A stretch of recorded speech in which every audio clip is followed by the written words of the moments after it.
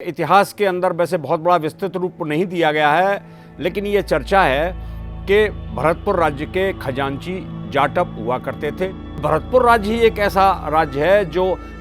दलितों को जाटव भाई के नाम से संबोधन दिया गया, और वो क्यों दिया गया इस पर आज मैं प्रकाश डालने का प्रयास करूंगा। चूड़ामन ने अकूत संपत्ति मुगल और राजपूतों के काफिलों को लूट करके एकत्रित की थी, और उसने अपने गुप्त खजानों की स्थापना की थी। छोटी छोटी गढ़ियाँ बना करके उनमें उन्होंने गुप्त खजाना जो है संचित करके रखा, और जब आसपास जो दलित थे जिनको कि रखवाले के रूप में उनकी बस्तियां वहाँ बसाई गई, जिससे और उनको वीजक दिया गया ताकि वो पहचाना जा सके कि यहाँ हमारा धन गढ़ा हुआ है। क्योंकि उस वक्त पहले कोई पक्के और ऐसी कोई चीज़ हुआ नहीं करती थी, ज़मीन में ही जो है अपने अकूत धन को जो है ये जो क्रांतिकारी लोग थे जो देश के आज़ादी के लिए और मुग़लों से और राजपूतों से मराठाओं से जो अपनी असमत की लड़ाई लड़ रहे थे, उनसे सुरक्षा पाने के लिए इस धन का संचय करते थे। यद्यपि चूड़ामन ने दोनों भाइयों को समझाने का प्रयास किया, लेकिन मोहकम सिंह बड़ा उद्दत और उद्दंड था। उसने अब भाई के साथ साथ अपने पिता से भी लड़ने मरने पर आमादा हो गया, और उसने कहा कि नहीं, मुझे तो ये धन चाहिए, और ऐसे अपशब्द कह दिए चूड़ामन से, जिससे कि उसने वो विष जो कभी भी संकट के समय दुश्मनों के घिर जाने पर खाने के लिए अपने पास रखा था, वो गुस्से में आकर के उसको विष को लेकर के और एक बाग में नौठा का एक वो है वहाँ पहुँच गया, और वहाँ उसका प्राणांत हुआ है। बदन सिंह को गुप्तचरों ने बताया कि आपके चाचा ने जहर खा लिया है, तो बड़े द्रुतगामी उस पर घोड़े पर सवार होकर के वो उस स्थान पर गया जहाँ उसके चाचा ने विष सेवन कर लिया था, यानी जहर खा लिया था। तो वो नौठा का स्थान है जहाँ आज भी बाबूला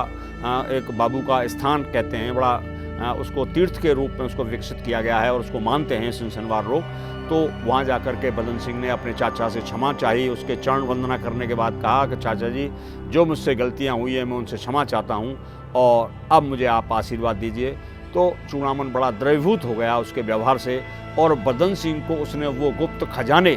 के बता दिए कि कहाँ पर उसने धन छिपाया हुआ है, और वहाँ किन किन जाटवों को उसने जो है उसका जो राज बताया हुआ है। तो बदन सिंह वो अपने स्थान पर आ गया, और चूड़ामन का दाह संस्कार भी संभवतः सिनसिनी में या डीग में कर दिया गया। तो सबसे बड़ी बात तो ये थी कि जब तक अऊ और सिनसिनी ही आबाद थे, और यहाँ तक डीग में तो बदन सिंह जी आए थे, तो उससे पहले तो उन्होंने उस धन को कहीं किसी को भी नहीं बताया। तो जब सवाई जयसिंह ने अऊ पर आक्रमण किया था तो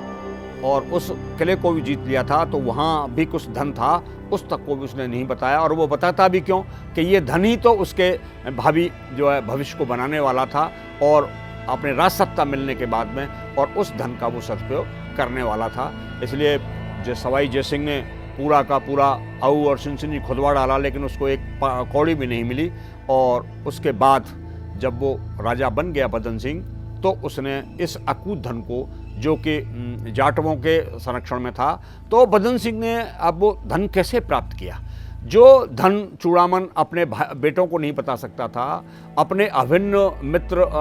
जो है खेमकरण को नहीं बता सकता था, जिसने कि उसके साथ जीवन मरण के साथ में कई युद्ध साथ साथ किए थे। तो वो बदन सिंह को उसने अपने लाड प्यार में अंतिम समय में उसको बता दिया। तो अब बदन सिंह उस धन को कैसे प्राप्त करे, क्योंकि जब तक जो उस धन के रक्षा कर रहे थे और उसके चारों ओर बसे हुए थे, उनको विश्वास में नहीं लेते या उनको डरा धमका नहीं लेते, तो मिलने वाला नहीं था। तो उसने प्रेम से, पीत से, प्रलोभन से अथवा डरा धमका करके कैसे भी सारी विद्याओं का जो है उपयोग करके उस धन का जो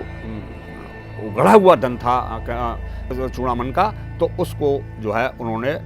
प्राप्त कर लिया, और उनसे कहा कि भाई हम आपको अपने राज्य में सम्मानजनक स्थान देंगे, और आप अब जाटों के बाद में जाटव भाई यानी आप हमारे छोटे भाई के रूप में रहेंगे, और खजाने के मालिक भी आप रहेंगे। तब उन्होंने उस गुप्त धन को बदन सिंह को बता दिया, और हम पाते हैं कि जब डीग में उनका राज तलक कर दिया गया सवाई जयसिंह द्वारा, जयपुर के महाराजा द्वारा, और उनको राजराजेश्वर की उपाधि भी दे दी और उनको व्रज केसरी भी दे दिया और उनका राज तिलक करने के बाद में और यहाँ का शासक नियुक्त कर दिया। तब उन्होंने उस धन को निकाला और डीग में, कुम्हेर में और उसके बाद भरतपुर में, वैर में उस सब धन को उन्होंने, बदन सिंह ने और उनके सुयोग्य पुत्र सूरजमल ने उस धन का काम किया। क्योंकि जिस वक्त बदन सिंह ने राज्य संभाला था, भरतपुर और जाट राज्य की स्थापना के जब प्रथम प्रणेता के रूप में वो जाने जाते हैं, तो उनके पास तो एक कौड़ी भी नहीं थी। तो ये धन आया कहाँ से? तो ये धन उन्होंने चूड़ामन का संचित धन, जो जिनको के बाद में जाटव नाम दिया गया, उनसे वो धन प्राप्त किया था और उनसे ये बड़े बड़े महलात और भरतपुर का किला भी उसी धन से बनाया गया 1743 में। तो हम भारतवर्ष के अंदर